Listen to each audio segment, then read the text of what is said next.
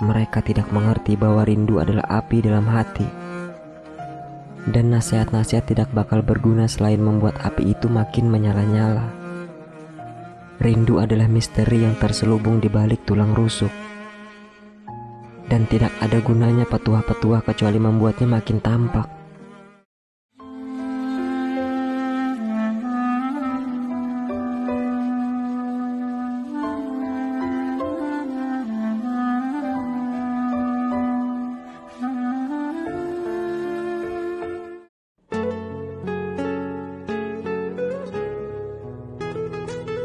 Hari-hari yang dilalui Siti dan Tajudin sedemikian cerah dan bersinar. Waktu seolah-olah tersenyum. Pelangi bahagia dan sukacita terbentang di sekeliling hidup baru mereka, yang teduh menghijau oleh berbagai macam nikmat. Cawan-cawan mereka terisi penuh oleh keceriaan. Mereka berdua sudah melupakan masa-masa pedih menyiksa yang pernah mereka alami. Berbeda dengan sepasang kekasih yang lain, Mamu dan Zen. Mereka berdua masih berada di tengah-tengah gejolak api kesabaran karena cinta yang terhalang. Keduanya melewati malam-malam kelam dan hari-hari yang terasa panjang di tempat keterasingan masing-masing. Tidak ada lagi orang yang sanggup melipur lara mereka. Tak terdengar lagi seseorang yang membisikkan kata sayang di telinga mereka. Lalu bagaimana mereka bisa bertahan jika tidak menemukan sahabat yang dapat meringankan kepedihan saat mereka sedang galau, dan menemukan penyejuk bagi setiap helaan keluh mereka yang panas? Bagaimana mungkin keindahan dan ketenangan dapat merasuk ke dalam hati mereka? Kegembiraan akan lebih benderang bersama sahabat. Begitu juga dengan kesedihan, akan terasa lebih ringan.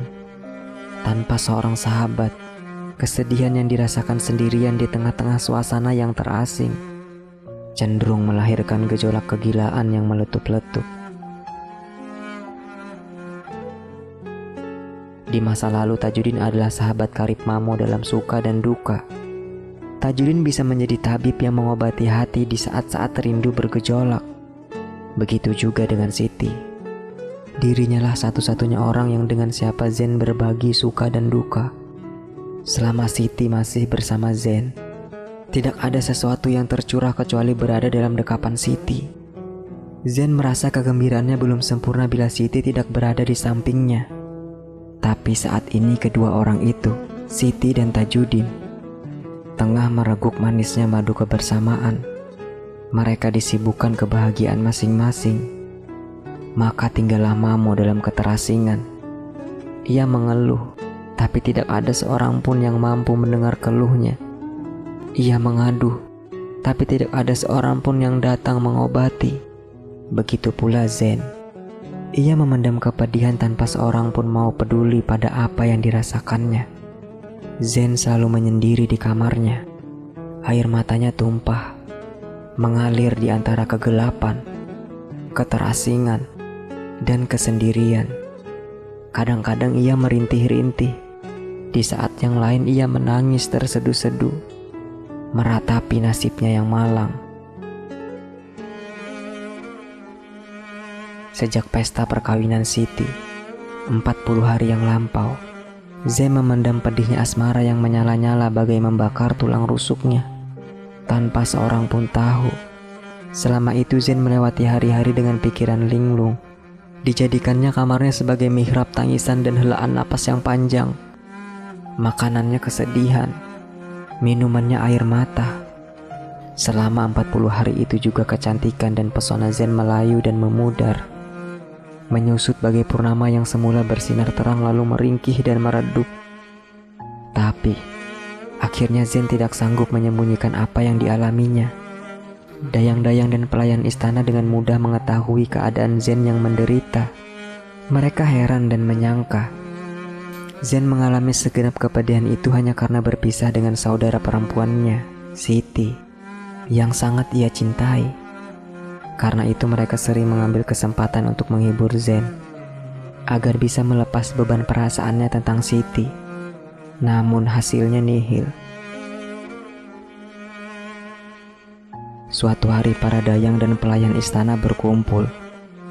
Mereka berencana menyenguk Zen di kamarnya yang sunyi senyap. Mereka di sana duduk mengelilingi Zen dan kembali berusaha menghiburnya. Salah seorang memulai pembicaraan dengan lemah lembut. Sudah begitu banyak Tuan Putri menumpahkan air mata yang selalu mengalir deras. Lalu sampai kapan Tuan Putri hidup diliputi kesedihan dan kegelisahan seperti ini?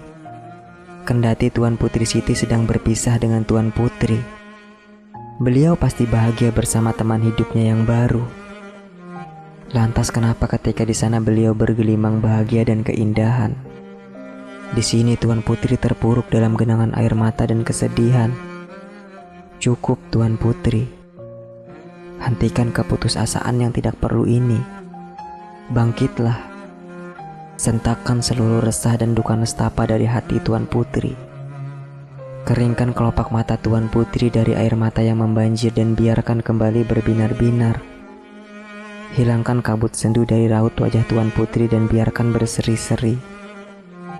Cuci cawan yang mengkilat itu dari bekas air mata dan biarkan kembali terisi dengan yakut yang memabukkan seperti dulu.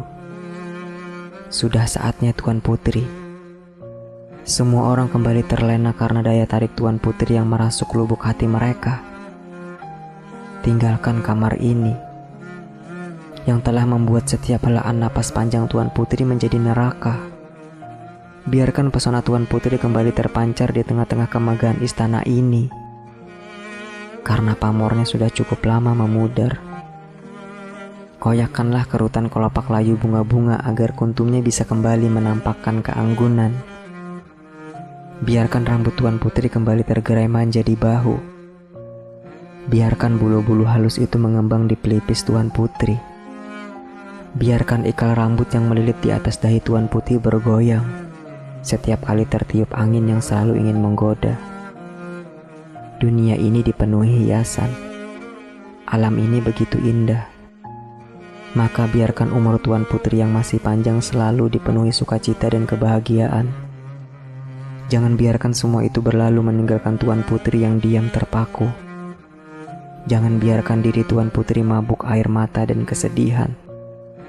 Hidup ini indah Tuan Putri, tapi Tuan Putri lebih indah. Dunia di sekitar Tuan Putri bersinar terang, tapi cahaya Tuan Putri lebih sempurna. Bangkitlah Tuan Putri, bergembiralah. Tersenyumlah agar keindahan hidup ini bisa terwujud sempurna. Tangisan Zen menjawab ucapan mereka. Air mata tercurah begitu deras hingga para dayang dan pelayan itu terdiam. Mulut mereka terkunci. Belum pernah Zen menangis seperti itu. Mereka tidak mengerti bahwa rindu adalah api dalam hati. Dan nasihat-nasihat tidak bakal berguna selain membuat api itu makin menyala-nyala. Rindu adalah misteri yang terselubung di balik tulang rusuk. Dan tidak ada gunanya petuah-petuah kecuali membuatnya makin tampak. Apalagi jika penasihat tidak mengerti sebab kesedihan dan penderitaan orang yang dinasihatinya. Seperti mendengar ucapan yang jauh, samar-samar, bahkan justru bakal membuat perasaan kian berat menanggung beban.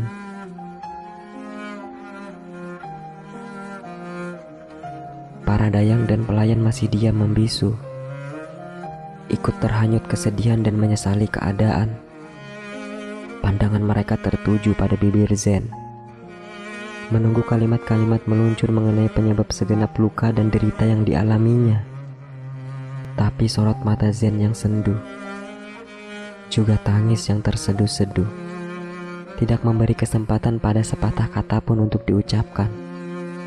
Mereka lalu bangkit dan menyesali apa yang sudah mereka lakukan. Pelan-pelan mereka beranjak pergi dari kamar Zen satu demi satu. Tampak jelas raut wajah mereka yang kacau karena tidak sanggup melakukan apa-apa. Zen mengunci pintu kamar.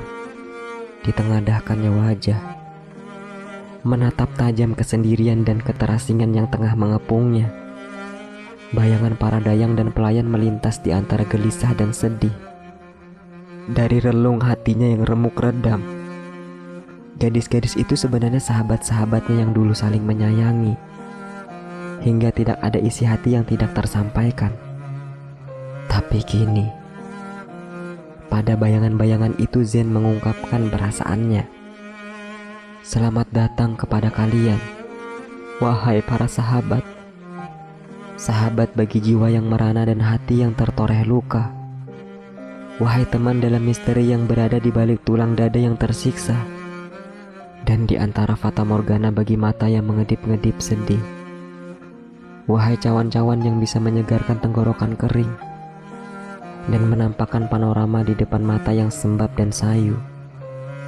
Ketahuilah, para perindu semuanya sudah sampai pada mihrab harapan mereka. Orang-orang yang meniti jalan semuanya sudah tiba di tempat yang menyenangkan, penuh bahagia. Tapi itulah hatiku yang tertinggal, teronggok di antara kalian, hampa, dan tidak akan ada yang sanggup menemukan setiap sisinya kecuali kalian. Hari ini kalian dapat mengitari hatiku dan berbuat semau kalian.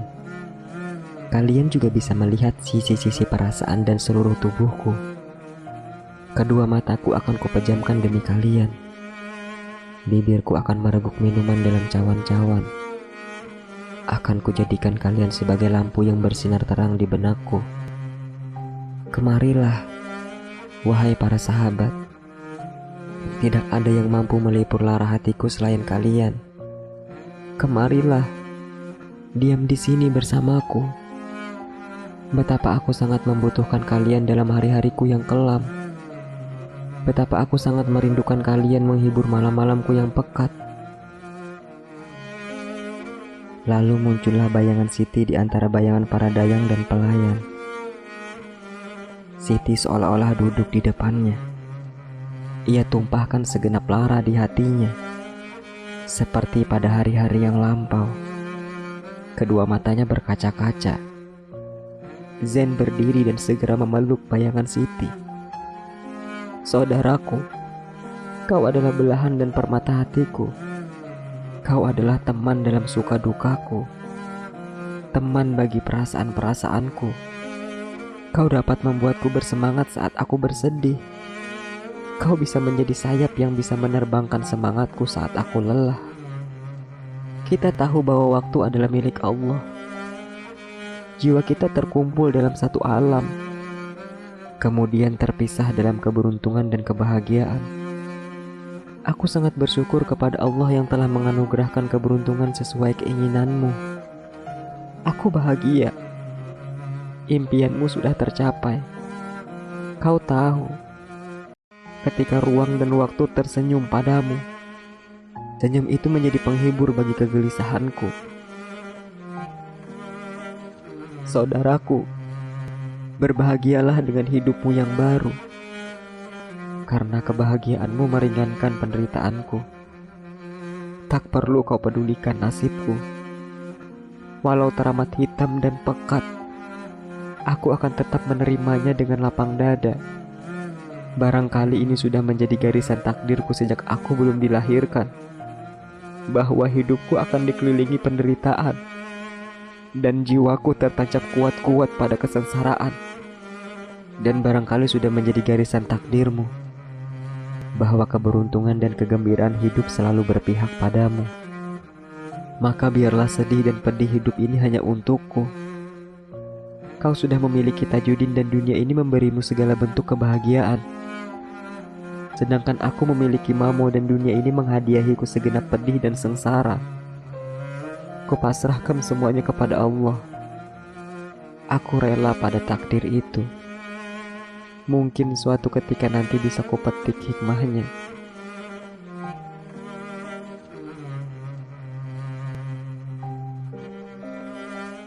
والشوق بيبات يا حبيبي في حضني ساعات، وساعات لو زاد الشوق ما ينامنيش